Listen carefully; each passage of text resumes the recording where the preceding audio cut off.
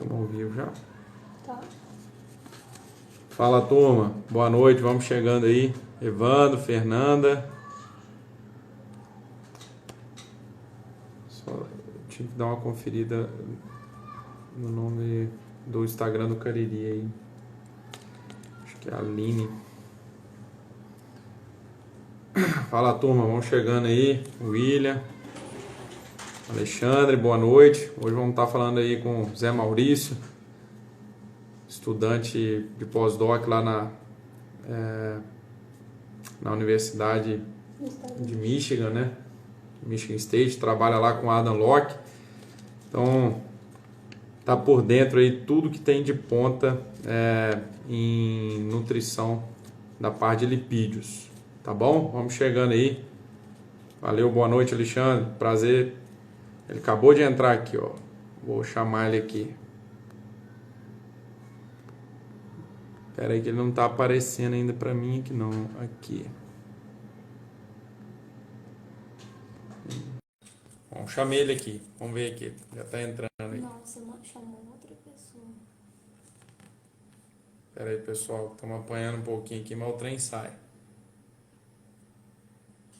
Aí, agora chamamos ele certinho aqui. E aí, mestre? Fala, Zé Maurício. Boa noite, tudo jóia? Tudo jóia, como é que tá? Tô bem, graças a Deus. Deixa eu ajeitar a câmera aqui, porque a boca absurda é difícil, né? Enquadrar ele. Agora deu certo. Bom demais. Tá me ouvindo bem? Tô ouvindo bem, tranquilo. Tá bom, então. Show de bola. Moçada, para quem não conhece, primeiramente agradecer a sua presença, né, Zé? É um prazer muito grande tê-lo aqui. Depois vocês postam aí se estão ouvindo bem, eu e o Zé também, só para ver se tá tudo ok. E é um prazer muito grande, Zé, estar recebendo você aqui. Para quem não te conhece, né? Você é um cara que a gente estudou junto aqui, fez o doutorado junto. O Zé trabalhou com suplementação de gordura a pasto durante o doutorado dele. Fez o sanduíche lá na Michigan State e atualmente voltou para lá para fazer o pós-doc com uma das maiores referências aí em gordura, que é o Adam Locke, da atualidade, né? É um pesquisador jovem. Então, ele tem muito aí para participar para a gente. Então, é isso, Zé. Vamos já direto ao ponto aí para aquecer a conversa. Obrigado mesmo por você estar presente aí conosco. Primeiro, assim, levantar um ponto, né? Que aqui o nosso público é bem diverso, sabe, Zé? Tem desde estudantes aí que estão na graduação, técnicos aí formados que estão no campo, mas é bom a gente sempre estar fazendo um vai e volta para a turma se atender os dois públicos, né? Primeiro, né, pessoal, a gordura é uma fonte de energia, né? Muito interessante. A gente tem um posicionamento dela aí muito forte, principalmente, né, quando a gente usa ela no estresse térmico, a estratégia para usar para vacas em estresse térmico, e porque ela não gera calor de fermentação, né, então é uma estratégia interessante. A gente tem poucos alimentos, né, como soja crua, caroço de algodão, soja tostada e os sais de cálcio, né, são os mais comuns, tanto de óleo de palma, que é um óleo mais saturado, né, o palmítico, né, o principal ácido graxo que compõe, e o óleo de soja.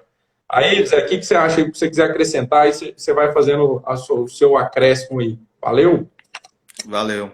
Não, maravilha, Gustavo. Obrigado aí pelo convite, né? É uma oportunidade muito legal de estar falando aí dos trabalhos com suplementação lipídica, né? E para mim é uma honra aí poder estar batendo um papo aqui com você, meu amigo, né? Relembrando aí nosso tempo de pós-graduação, né? Muito bom. Bom, realmente tudo que você falou em relação à gordura, né?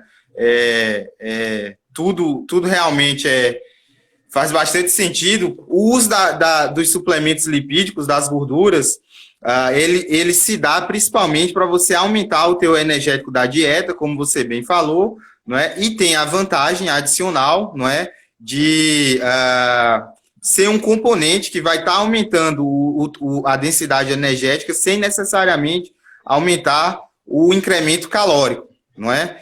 E existem diferentes tipos e fontes de gordura. né? E é aí que a gente entra, né? O grupo de pesquisa aqui que eu faço parte, aqui na Michigan State University, do professor Adam Locke, ele foca principalmente em entender a suplementação de diferentes tipos de ácido graxo. Então, a gente já trata a gordura não mais como a fração gordura total, a fração extratetéreo, certo? Do mesmo jeito que quando a gente fala de proteína, o importante, né, o que o animal vai estar absorvendo, são os aminoácidos. Quando a gente fala de suplementação lipídica, né, o importante são os ácidos graxos.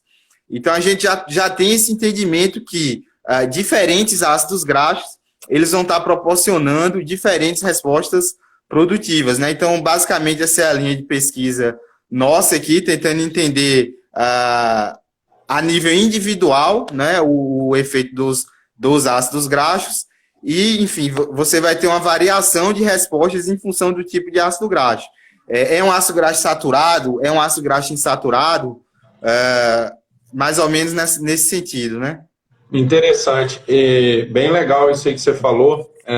E acredito que, assim como o aminoácido, né, depende da fase de lactação, a interação com os outros ingredientes da dieta, né, deve ter alguma interação aí que acontece.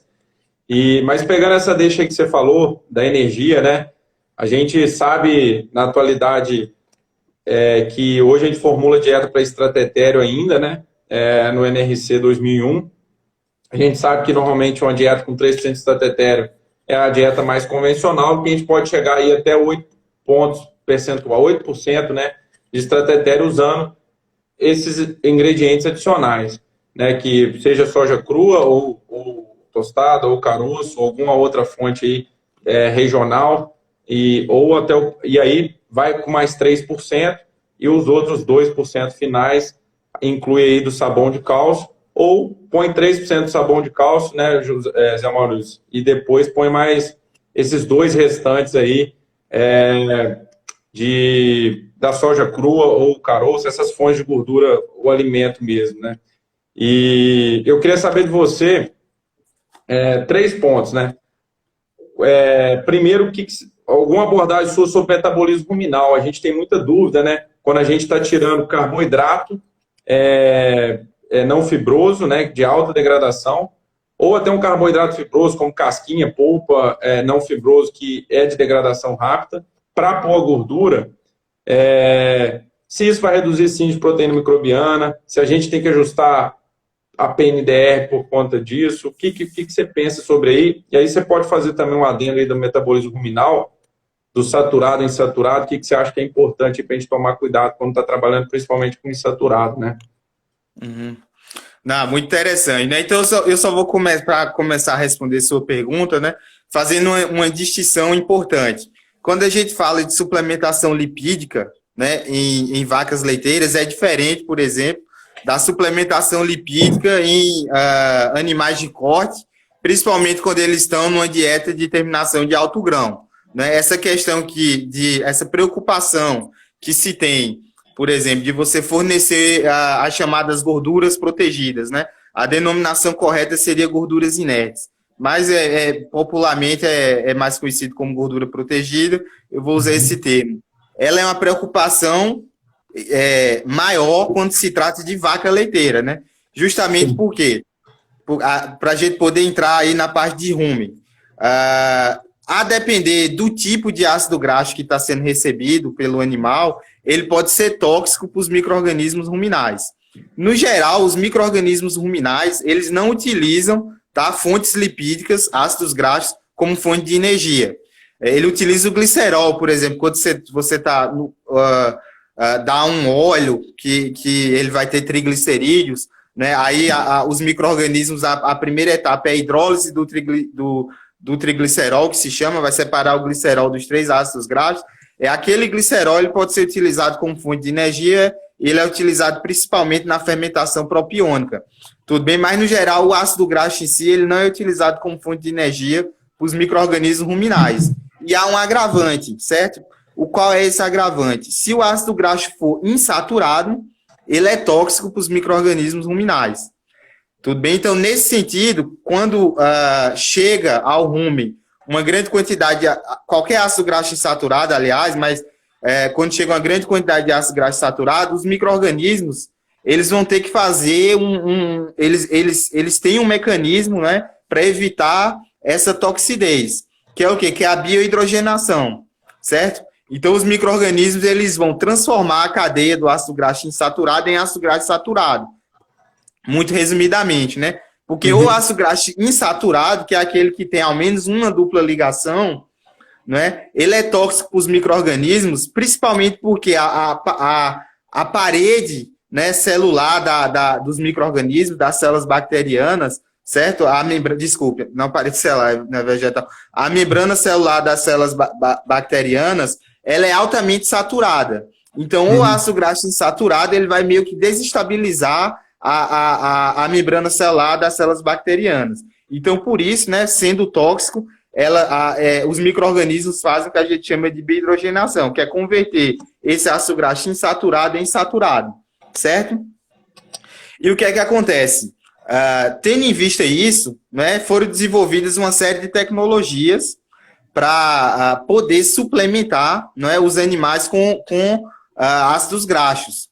Tudo bem? Porque ao passo que ele não é utilizado como fonte de energia pelos micro-organismos, ele é uma fonte de energia extremamente interessante para o animal, chegando lá no intestino delgado para ser absorvido, né? Então, como é que se faz, né? Qual é a gordura inerte, a gordura protegida mais comumente utilizada? São os sais de cálcio, né? E o mais comumente utilizado no mundo são os sais de cálcio do óleo de palma, que a ideia é ele passar inerte pelo rumen, certo? Ele vai passar inerte pelo rumen para ser absorvido lá no intestino delgado. Ou o uso de suplementos lipídicos altamente saturados, que aí ele vai passar direto do mesmo jeito, sem ter esse processo de biohidrogenação, né? O ácido graxo saturado, ele não é tóxico para o micro-organismo, né? Então, voltando aí para focar na questão do rumen que você falou, então, se for vamos supor que a gente está suplementando um animal com óleo puro, certo? Isso daí é tóxico para o micro-organismo, tá? Principalmente para as bactérias fibrolíticas, e adicionalmente tem aquilo que a gente chama de efeito filme. Esse ácido graxo insaturado, ele vai revestir a partícula de fibra e vai impedir, né, a atuação microbiana. Então, nesse sentido, ele é tóxico para o rumen, tudo bem?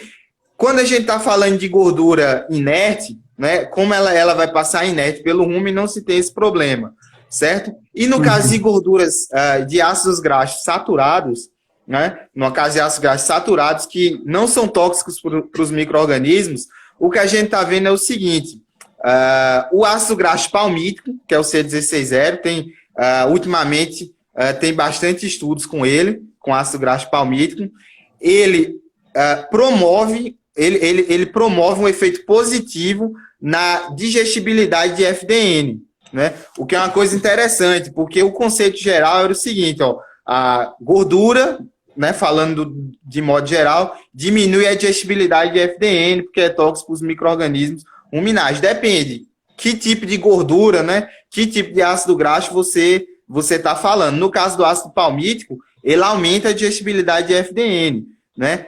Numa meta-análise que a gente fez aqui, nós estamos trabalhando nos dados para publicar, a gente verificou um aumento em relação ao tratamento controle na digestão de FDN de 4,5%. É um aumento muito alto na digestão de FDN. Só a título de comparação, uma meta-análise testando, né? Uma meta-análise que foi publicada com enzimas fibrolíticas exógenas, eles pegaram apenas um efeito de tendência com aumento de mais ou menos 2,3%.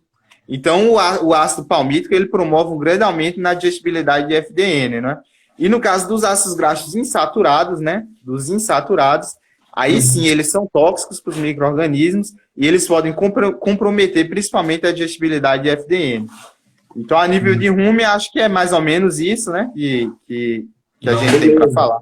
Tá bom, né? A sequência aí tá interessante, que depois a gente vai para o intestino, depois o metabolismo pós-absortivo, depois a gente chega nas estratégias aí de suplementação, que a gente não pode deixar de falar aí do seu experimento de doutorado, que foi a estratégia de suplementar o óleo de palma numa dieta de vaca pasto, né? Que puxou bastante leite. Bom, interessante. Aí vem o insaturado, esse insaturado, né, só fazendo um adendo aí ao seu comentário, né, normalmente o linoleico, né, que vem do óleo de soja, né, tem no oleico, esses insaturados, quando eles são biohidrogenados incompletamente, eles vão formar aí os os intermediários, né, e o pior deles, assim, para a vaca é o trans 10 cis 12, que vai bloquear a enzima da glândula mamária, que faz a síntese de novo, né, que pega os ácidos acetato e butirato, principalmente acetato, para fazer os ácidos graxos de cadeia curta e parte dos de cadeia média. Então, o excesso de gordura insaturada, né, eu não sei se existe esse número, quanto que você pode ter, depois aí você, depois que eu finalizar a fala aqui, você comenta, porque são dois fatores, né, Zé? Um é o excesso de gordura insaturada, que aí eu vou querer saber o número aí que você acha que é o mínimo para a gente poder trabalhar, de ácido graxo insaturado, falando em ácido graxo. E o segundo, a dieta mais acidogênica, né, ela tende a prejudicar a biohidrogenação. Ou seja, vamos dar um exemplo, 1% de estratetério insaturado numa dieta que foi formulada para fibra fisicamente efetiva corretamente, manejo de coxa adequado, que não está tendo acidose, às vezes pode ir bem, não deprime gordura do leite. Mas às vezes se ela tiver posicionada, essa suplementação, numa dieta acidogênica, talvez esse 1% de estratetério insaturado pode ser um problema. Aí eu queria ver se você tem algum número em relação a isso aí, que é uma dúvida pessoal minha. Uhum. No que diz respeito à quantidade específica de ácidos graxos insaturados que podem entrar na dieta, não se tem esse número, tá? Com exatidão. O que se tem é aquela determinação geral de não trabalhar com mais de 6% de estratetério na dieta, né? E aí, quando você tem uma grande quantidade de ácido graxo insaturado, eu acho interessante respeitar esse limite de no máximo, esse 6% de estratetério na dieta, não é? Isso aí que você falou da questão dos ácidos graxos insaturados, né? Que aí vai ter a biohidrogenação incompleta, e aí sim, de fato, você vai ter a formação, o principal é o trans 10 cis 12, né?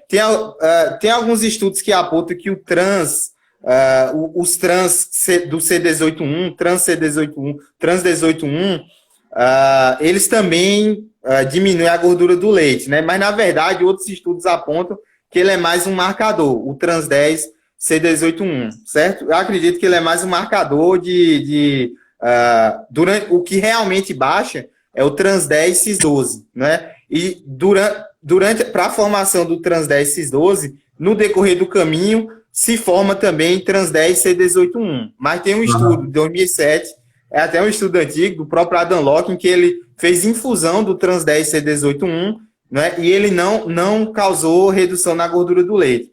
Aí por que eu estou falando isso? Porque você fez um comentário interessante, porque o ácido linoleico, ele sim gera o trans 10, o trans 10 cis 12, certo?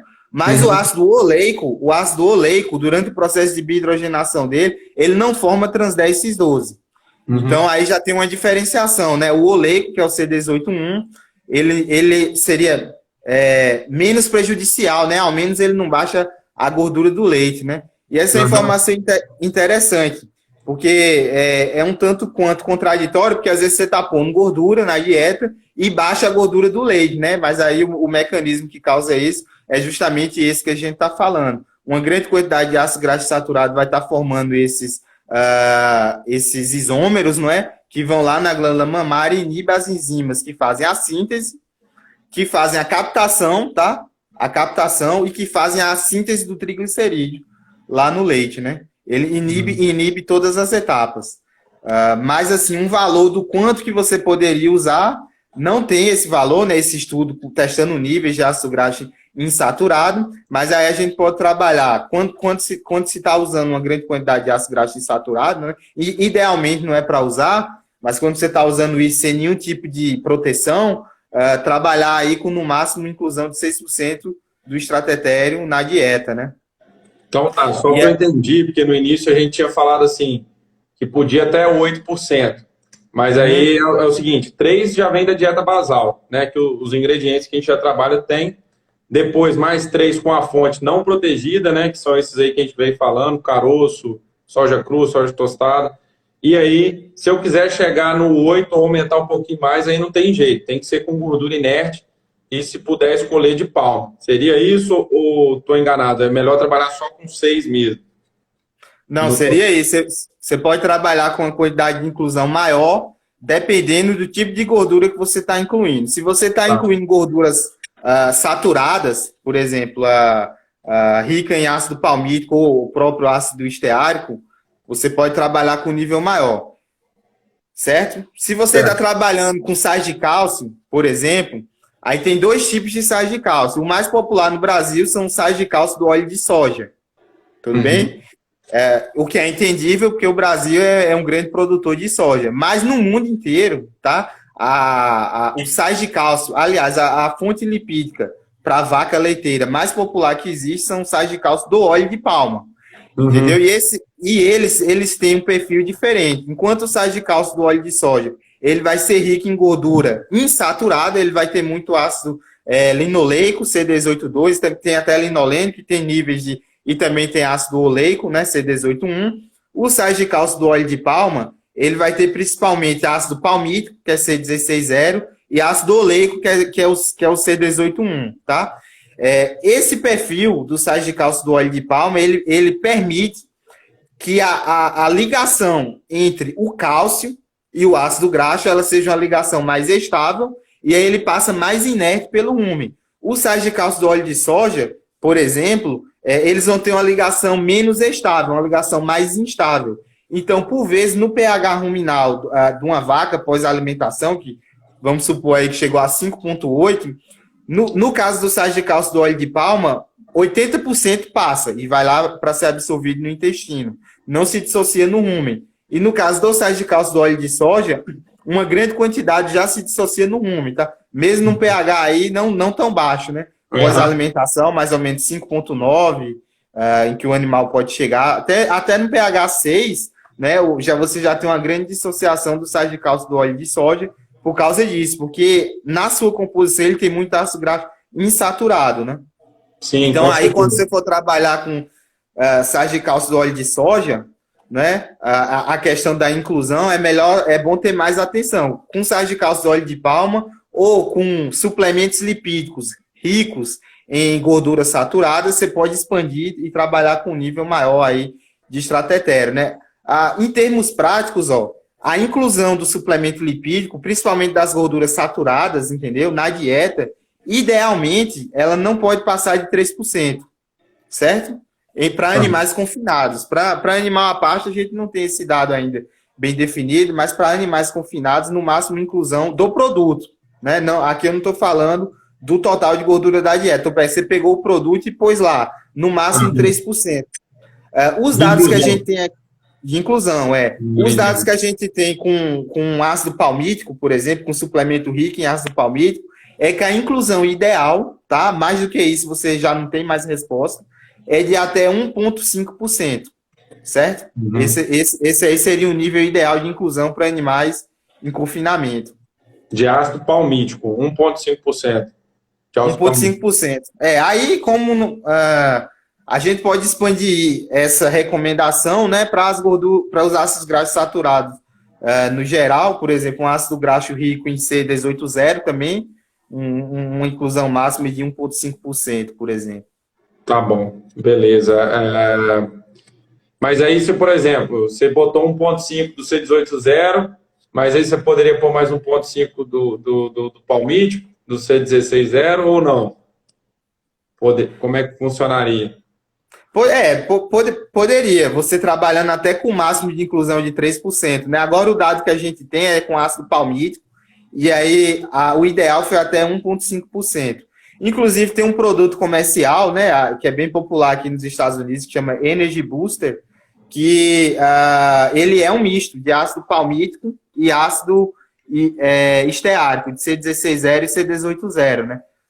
A gente trabalhou tem uma série de trabalhos com esse suplemento lipídico também, mas a gente fez recentemente uma meta-análise, né, comparando ele com o puro em palmítico, certo? E o purim palmítico, ele nesse estudo que nós fizemos, ele foi superior Interessante. a esse misto.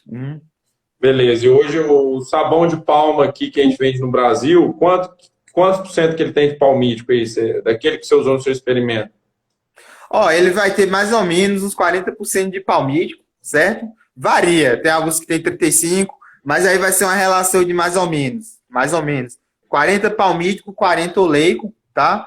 E aí 20% de outros ácidos graxos insaturados que vem num blend, né? Que vem principalmente linoleico e outros. Mas é mais ou menos uma relação 40-40, ácido palmítico e ácido oleico, né? No caso do sais de cálcio do óleo de palma, né? E aí você tem... Não, show, interessante. Também só posicionando, pessoal, que o sabão de cálcio é protegido aí com cálcio, gente, nada mais né, que aquilo que fazia na roça antigamente, né, Zé, que era pegar a gordura e botar soda cáustica para fazer o sabão que a gente usa, né? O sabão nosso que a gente usa em casa é uma gordura. E aí depois, quando esse sabão de cálcio aí, no caso de palma, que é mais, como eu posso dizer, resistente ao pH, né, do ruminal, do que em relação ao insaturado de soja, mas ambos, quando passem para o abomaso tem um pH muito baixo, e é ali que vai ter a dissociação, né? O cálcio desliga desse ácido graxo, e aí o ácido graxo vai ter livre, né, para se emulsificar com a presença da bile, né, que tem os sais biliares. Tem aí eu vou deixar a bola um pouquinho para o Zé. Os ácidos saturados são mais difíceis de formar micelas, então eles têm um coeficiente de absorção menor do que os insaturados, né? E aí também tem uma deixa que o pessoal tem suplementado também, vou deixar para ele falar aí a questão da lecitina e isolecitina para potencializar a absorção do saturado aí que ele está dizendo desde o início, né? Sempre está pontuando que é o melhor para a vaca de leite, pelo menos, né? No caso, assim, a gente pode dizer o seguinte, né? No geral, né, o saturado ele não vai ter os malefícios a nível de rumen que nós conversamos aqui. Mas níveis de insaturado, eles são ideais também. Né? A gente também tem que lembrar que na própria dieta do animal, entendeu? Os ácidos graxos essenciais para o animal são ácidos graxos insaturados. Uhum. E aí, o que é que alguns estudos eles estão se propondo também? Tentar relações ideais entre ácidos graxos saturados e insaturados, blends, tá? Principalmente para melhorar isso aí que você falou, essa questão da absorção a nível de intestino delgado. Mas aí só um comentário interessante que você fez, né? Que na roça faz a produção lá do sabão, né? Só uma curiosidade de como surgiu essa ideia do sais de cálcio, né? O princípio é o mesmo também. Mas aí a ideia, né, partiu do Dr. Palmich, que foi professor na Ohio State University, aqui nos Estados Unidos, e aí foi por acaso. Tem até uma entrevista dele que eu recomendo, é um canal que chama Virtus, eu não sei como é a pronúncia correta, Virtus Nutrition, se você digitar aí no YouTube, né? Quem entende inglês aí, eu não sei se tem legenda em português, acho que não, mas é bem interessante, é uma entrevista que o Palmich dá para o Tom Jenks, ele falando como foi que desenvolveu o sais de cálcio, né? Ele estava fazendo um experimento com vaca Jesse, né? E aí as vacas elas desenvolveram febre do leite no meio da lactação. E para tentar e a dieta tinha óleo, né? Tinha gordura. E aí para tentar reverter isso eles incluíram calcário na dieta das vacas. E o que eles verificaram depois que foram analisar os dados foi que a gordura, o percentual de gordura no leite tinha aumentado, né? Aí daí surgiu a ideia de tentar fazer essa associação do cálcio, né, com o ácido graxo, e a partir daí que começou, né? Bem interessante. Não, legal pra caramba, não sabia disso não, legal pra caramba. E nessa linha aí, você acha que eu vi aqui alguns experimentos do professor Flávio de suplementar a lecitina, ou isolecitina, não sei se eu estou enganado qual que é o correto. Né? Lisolecitina. O que você tem para falar dela aí? Tem algum resultado interessante? É o seguinte, não tem tanto dado, tá? O professor fez um experimento, o professor Flávio fez experimento com gado de corte, né? Que foi o do Fernando, e fez com gado de leite, que foi o do Jonathan, né? Enfim, os dados eles estão sendo trabalhados para publicação, né? Mas não tem tanto dado para ruminantes testando lisolecitina em dieta de ruminantes, tem muito pouco.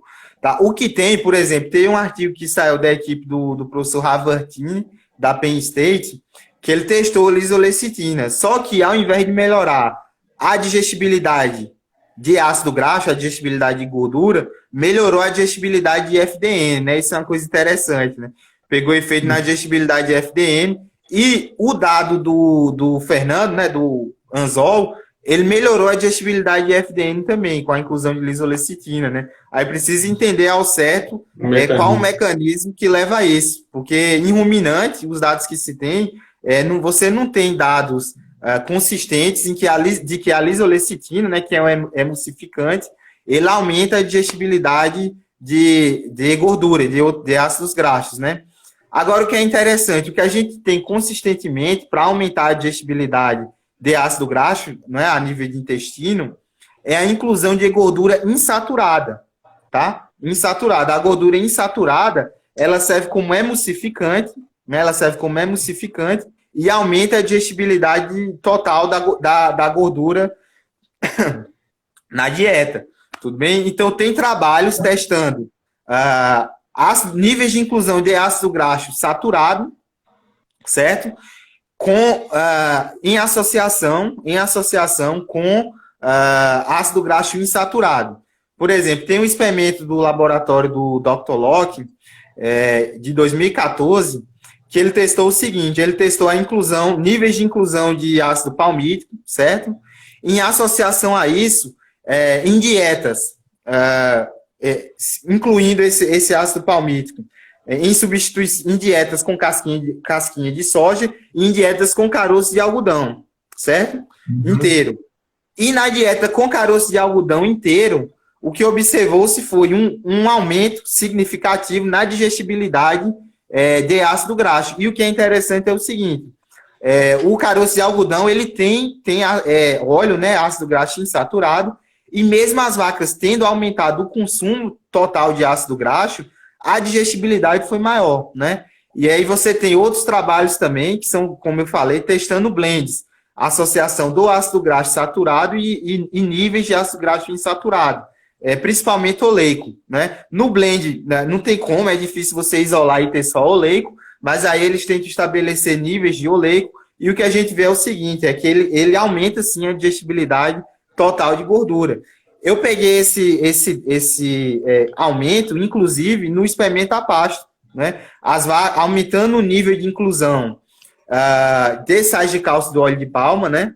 De sais de cálcio do óleo de palma, mesmo tendo aumentado o consumo, né? Até 400 gramas, a gente testou uma inclusão para vaca a pasto de 0 a 600 gramas, 0, 200, 400 e 600. Então, até 400 gramas aumentou. A gente pegou um efeito quadrático, né? Aí, após 400 gramas, a gente já não viu esse aumento. Então, é interessante, mesmo aumentando a ingestão, porque normalmente quando você aumenta a ingestão de um nutriente, a digestibilidade diminui, tá? Mas nesse caso, quando você tem níveis, digamos assim, uma associação, um aumento dos ácidos graxos insaturados, tá? Você pode ter esse aumento na digestibilidade. No caso do sais de cálcio do óleo de palma, qual é o ácido graxo insaturado predominante? É o ácido oleico. Então, a gente viu esse efeito. Em estudos com animais confinados, a mesma coisa. Você aumenta o oleico e aí você aumenta a digestibilidade total dos ácidos graxos, mas principalmente do C18.0. Porque a gente estava comentando que os ácidos graxos saturados, eles têm menor digestibilidade. É fato, eles têm. Mas de todos, o que tem a menor é o ácido esteárico, tá? O C18.0. Ele tem uma digestibilidade muito baixa. É tanto que existem poucos estudos apenas com ácido esteárico, os dados eles não são consistentes. Um pegou aumento na produção de leite, outro pegou aumento na produção de gordura. Mas, um pegou aumento na produção de leite e outro no ganho de peso, tá? 2 trabalhos que eu conheço que trabalhou com ácido graxo esteárico puro. Mas nos dois, o que é que eles têm em comum? Nesses dois, em uma meta-análise que foi feita aqui pela equipe do Dr. Locke também, que é um trabalho da Jacques Boerman, 2015, e A redução na digestibilidade total de ácido graxo ela é consistente quando você inclui ácido graxo esteárico. Baixa bastante. É uma redução de até 20% na digestibilidade total. Tá? Por quê? Porque o ácido graxo esteárico, dentre os saturados, ele é o que tem a menor digestibilidade, porque quando você aumenta a cadeia, mais difícil é para você emulsificar esse ácido graxo para ele poder ser absorvido no intestino. E aí acabou de sair uma tese agora, testando a relação entre ácido esteárico com inclusão de ácido oleico, que é um ácido graxo insaturado, que atua como emulsificante, né? E aí a gente verificou um aumento de 11% na digestão total de ácido graxo, né? Então, aí o que está caminhando é o seguinte, ó, é entender o que cada um desses ácidos graxos causa, né? Então, a nível de digestibilidade, por exemplo, a gente já sabe, o palmítico, né, ele ou baixa pouco a digestibilidade, ou não baixa. O esteárico baixa bastante e o oleico aumenta. Então, aí os próximos passos vamos tentar encontrar relações ideais, né, do ácido graxo oleico ou outros ácidos graxos insaturados, com ácido graxo saturado, principalmente esteárico, para aumentar a digestibilidade. Pois é. Opa, pode falar. Não, é um sinal, não sei, o sinal deu tava picotando a sua voz. Não sei se eu... Vamos ver se a gente vamos tentar continuar. Às vezes volta, porque estava indo muito bem. Às vezes a internet deu uma falhadinha. Mas beleza, eu consegui entender a parte que o desafio muito grande aí é o esteárico, né? A emulsificação dele, né? Que você falou muito bem. Achei também interessante que você falou aí que o experimento de palmítico atrelado a caroço de algodão funcionou bem para aumentar a digestibilidade do palmítico. Acredito eu, né? Talvez você corrija se eu estiver errado. Eu adoro caroço de algodão, acho que é uma fonte espetacular, não só de gordura, mas como fibra fisicamente efetiva. Mas o interessante é que o caroço ele vai ser ruminado e ele libera o óleo devagar, né? Então, dá tempo do rumen lidar com ele, né? Ele não é prejudicial aí tanto assim para as bactérias como outras fontes, né? Eu até ia te perguntar assim, entre um caroço de algodão, qual que é o perfil de ácido graxo do caroço de algodão? E se ele fosse, vamos supor assim, o óleo do caroço de algodão fosse posto num processo aí de ser inerte, né, com sabão de cálcio, que seria, onde ele estaria mais inerte? Dentro do caroço, sendo liberado paulatinamente de acordo com a ruminação, ou ele na forma que eu acredito que a taxa de passagem dele como sal de cálcio é mais rápida, né? E me corrija aí se eu estiver enganado. Acho que nesse caso, pelo perfil, né, que ele vai ter bastante ácido graxo insaturado, vai ter muito linoleico, eu acredito que o fornecimento do caroço inteiro, né, ele é mais inerte do que se você fizesse industrialmente o sais de cálcio a partir dos ácidos graxos extraídos dele, né? Eu não sei se no processo industrial, enfim, como é que é o rendimento disso, né? Porque às vezes não compensa também, mas ele fornecido inteiro, ele já é bem interessante, né? Igual você falou, ele cria meio que ele está protegido, né?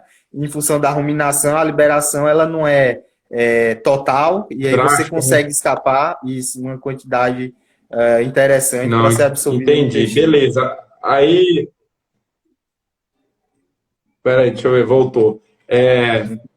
Aí, assim, porque agora eu acho que a gente tem mais uns 20 minutinhos aí. Vamos tentar falar do pós-absortivo, né? Os ácidos graxos entram aí no intestino delgado, são absorvidos, né? Eles são exportados aí por quilomicrons, né? VLDL, aquelas lipoproteínas de muito baixa densidade. E me corrija também se eu não estiver errado, tá? Porque eu sou especialista.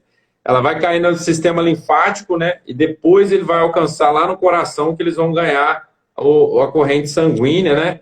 E aí o metabolismo, que eu acho que é legal, talvez você fazer só um parecer, na glândula mamária, fígado, e os outros, de uma maneira geral, aí, os outros, tecido adiposo, quais são os músculos aí que podem usar ele aí como uma fonte, talvez, de beta-oxidação, né? Só um parecer sobre isso aí. E aí depois a gente tenta ir para as estratégias, né? Aquele mito, talvez, que gordura quebra consumo, se é ou não é recomendado no pós-parto imediato, como é que foi a estratégia de suplementar gordura a pasto. Eu queria fazer só esse parecer para fechar a história, e aí depois a gente entra aí mais na estratégia de suplementação para finalizar.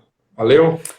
Tá, beleza. Então, muito resumidamente, né, a absorção se dá na forma de ácido graxo, tá?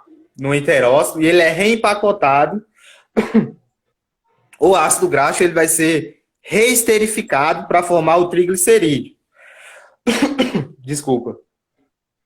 Tranquilo. E essa é uma informação importante, porque ele, igual você falou, inicialmente ele vai ser transportado pelo sistema linfático e na forma de triglicerídeo. Não é na forma de ácido graxo não esterificado. No geral, a não ser, por exemplo, ácidos graxos de cadeia curta, com menos de 16 carbonos, tá? Eles são absorvidos e vão diretamente via sistema portal. Eles não são reesterificados, tá? Eles vão direto. Mas esses ácidos graxos de cadeia curta, eles são insignificantes nas nossas dietas, né? A maioria dos ácidos graxos, eles são, aliás, assume-se, inclusive, que os ácidos graxos de cadeia curta, eles são necessariamente sintetizados ou pelos micro-organismos ruminais ou pela glândula mamária, entendeu? Então, via de regra, os ácidos graxos absorvidos dieteticamente, eles vão ser absorvidos como ácido graxo, reesterificados, né? E vão ser transportados como triglicerídeo, e primariamente via sistema linfático. Essa é uma informação importante, por quê? Porque, igual você falou, né, tem um mito comum que diz o seguinte, não sei se mito é a palavra, né, mas é interessante que tem algumas falas que a gente vai repercutindo e ela não tem tanta base. Como, por exemplo, quando você inclui gordura na dieta, a maior densidade energética regula o consumo. Depende, não é bem assim, entendeu? Porque como o ácido graxo ele é transportado como triglicerídeo, né, e primariamente pelo sistema linfático, o que é que acontece? Para você ter a regulação de consumo, você vai ter que ter oxidação a nível de fígado, né? A teoria lá da oxidação hepática do Mike Allen, entendeu? E como a gordura dietética é transportada como triglicerídeo, o que é que acontece? O fígado do ruminante, ele não tem, aliás, ele tem muito pouco, tá? Lipoproteína lipase, que é a enzima responsável por captar o ácido graxo do triglicerídeo. Então, essa questão, aumentou a densidade energética, aumenta a oxidação hepática e regula o consumo, não é bem assim, entendeu? Por causa disso. Fisiologicamente, o ácido graxo ele é transportado como triglicerídeo e o fígado não tem tanta lipoproteína lipase. Tudo bem? Então, para onde é que esse ácido graxo vai? Ele vai ou para o tecido adiposo, e no caso da vaca de leite, ou para a glândula mamária. O caminho é mais ou menos esse. E o que é que regula o consumo do animal? Porque se você está dando gordura saturada, aliás, tem 3 mecanismos pelos quais a inclusão de gordura pode estar regulando o consumo. Um é a palatabilidade, certo? O animal não vai comer. A questão da oxidação hepática, ela pode acontecer, mas não necessariamente com ácido graxo dietético. A gente já chega nesse ponto. Isso. Se essa suplementação ela estimular a mobilização do tecido adiposo, aí sim, o ácido graxo que é mobilizado do tecido adiposo, ele é transportado na forma de ácido graxo não esterificado.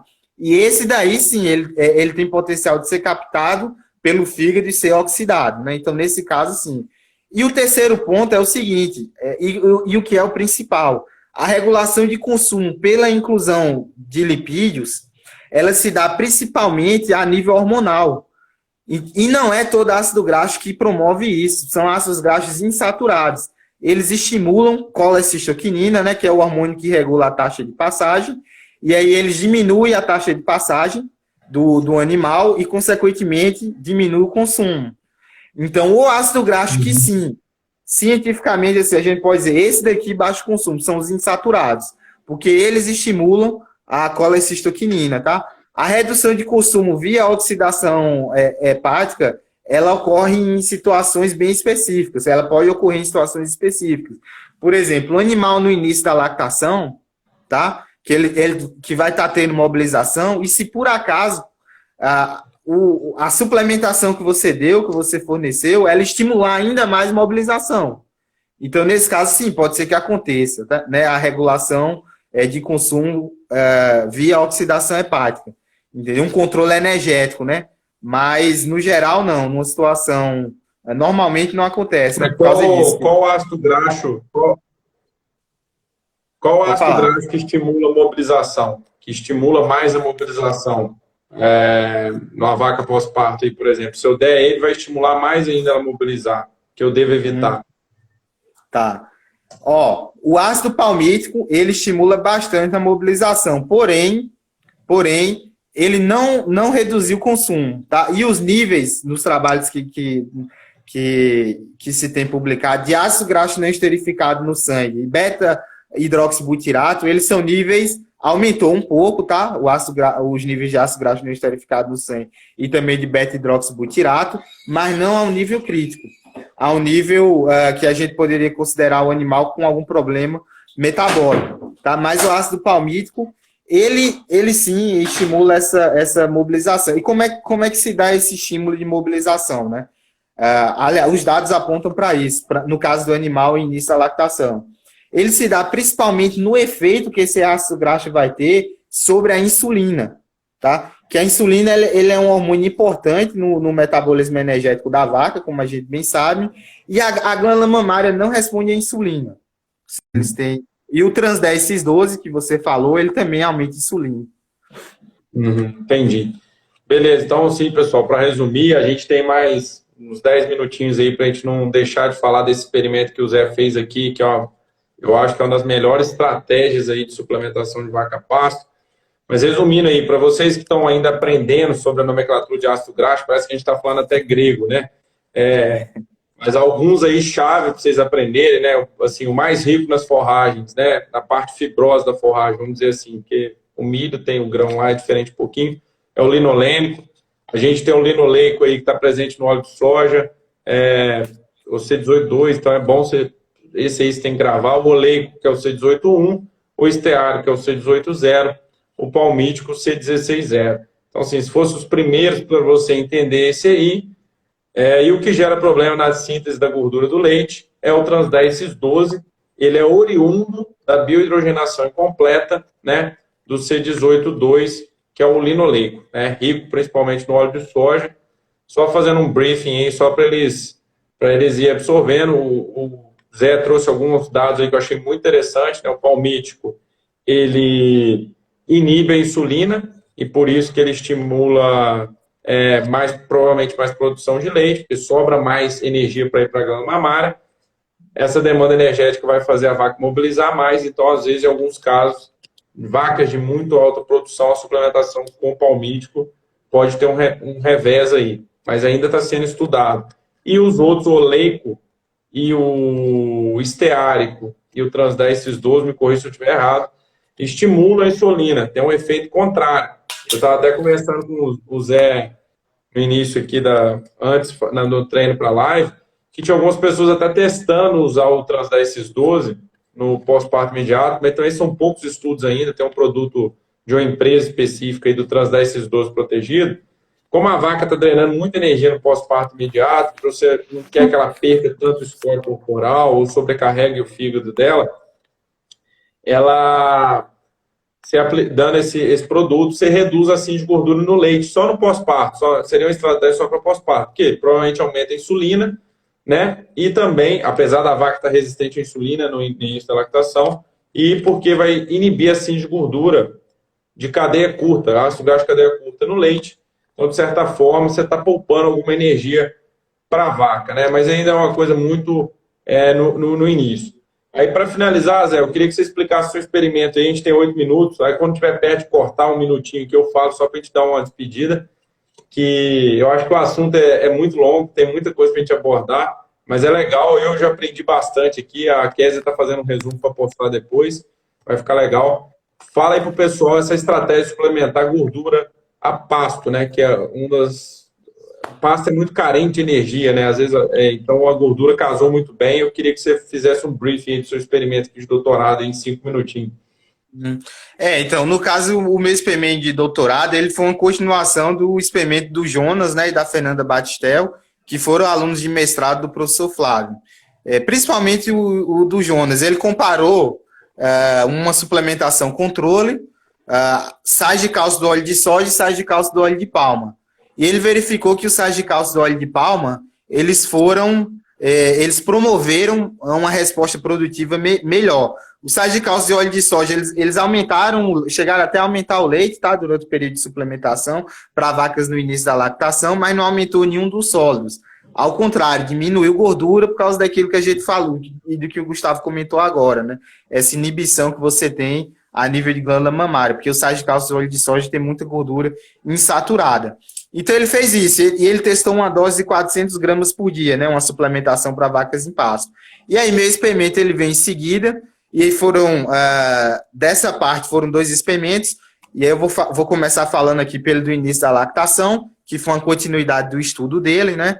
E aí nós testamos níveis de inclusão desses sais de cálcio do óleo de palma, 0, 200, 400 e 600. E tem um dado interessante, tanto do estudo dele quanto no meu. A suplementação ela se deu para vacas no início da lactação até mais ou menos os 90 dias de lactação, certo? E depois parou de suplementar e continuou fazendo as avaliações produtivas. E o sais de cálcio do óleo de palma, você para nos 90 dias e ele vai dar um efeito residual, ele mantém a maior produção de leite até mais ou menos os 220 dias. Então é uma estratégia bem interessante que a gente achou para vacas em pasto, né? E no meu estudo nós também vimos isso. Testamos os níveis de inclusão e para a maioria dos parâmetros, né, a gente observou uma resposta linear e também observamos esse efeito residual, que foi, a gente parou de suplementar mais ou menos na 13ª semana pós-parto e se manteve o efeito positivo, né? A partir desse momento os animais receberam a mesma dieta até a 31ª semana. Né? E no meu estudo, nós também tentamos entender por que tem esse efeito residual. Então, nós fizemos uma série de análises sanguíneas, né, metabólicas e hormonais para tentar entender. Então, muito resumidamente, nós acreditamos o seguinte, pelo que nós vimos nesse meu estudo, que esse aumento, esse efeito residual, ele se dá principalmente por uma manutenção dos níveis elevados de GH, de hormônio de crescimento, né? Mesmo no período, a suplementação aumentou o GH durante o período de suplementação e no período residual ele se manteve alto também. Ele foi o único hormônio que se manteve alto. Diminuiu a insulina durante o período de suplementação, aumentou o GH e no período residual o GH manteve-se alto, sem diferença na insulina, o que foi bem interessante. E essa questão do estresse térmico também, nós avaliamos T3 e T4, que são 2 hormônios que podem ser utilizados como marcadores de metabolismo. E nós verificamos o seguinte, que a inclusão da gordura diminuiu o nível de T3 e T4. Então, a gente acredita que sim, houve uma redução do incremento calórico, né? Baseado nessa redução de T3. Agora, o que a gente tem que ver é o seguinte, essa redução de T3 se deu por um efeito direto da inclusão do produto ou porque o produto promoveu uma redução de consumo. Porque ele promoveu uma redução de consumo, né? Então, teria que ver isso. O que é outra coisa interessante, que você pode trabalhar com uma taxa de lotação maior, porque os animais eles vão produzir mais leite, consumindo menos pasto. Não, muito legal isso aí que você falou. Muito legal esses dados aí. Eu acho que é uma estratégia, assim, que não vem sendo adotada para vaca pasto, né? Assim, o pessoal ainda não tinha, pelo menos eu não tinha visto. E a gente até vai fazer uma live aí, eu te convido para participar, se você puder assistir do professor Flávio, a próxima, na quarta que vem. Então ele vai falar de tudo isso, tudo que ele fez de experimento, né? De suplementação com subprodutos, tudo para vaca pasto. Porque a gente sabe que tem muito produtor ainda que trabalha. E só uma curiosidade, as suas vacas tinham quanto de leite? Média de leite? As vacas eram vacas gessolando, tá? Lá em Piracicaba, o pasto era de capim-elefante. E Piracicaba é quente pra caramba, né? Quente pra caramba. Durante o período de águas tem muita lama, muito carrapato, mas as vacas gessolando, que são do rebanho do CT, elas respondem muito bem lá, né? Elas produzem muito bem. E assim, ó, a média das vacas, elas começaram com 20 quilos, certo? 20 quilos. E a vaca controle, ela foi até 24, com a suplementação controle. E a vaca que recebeu maior nível, foi até 23, desculpe.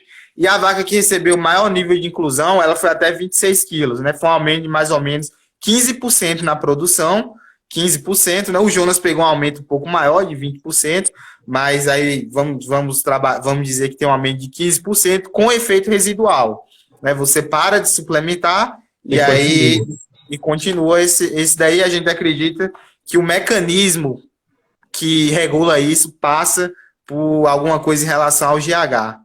Muito bacana, muito bacana. Isso aí é um conceito nutricional, né? A gente, como nutricionista, trabalha assim, ó, faz a vaca dar pico alto, porque cada litro a mais, eu não lembro quanto que dá, depende também de 200. raça, de sistema. 200, Vai 200 no total. 200 litros na lactação. Valeu, obrigado aí.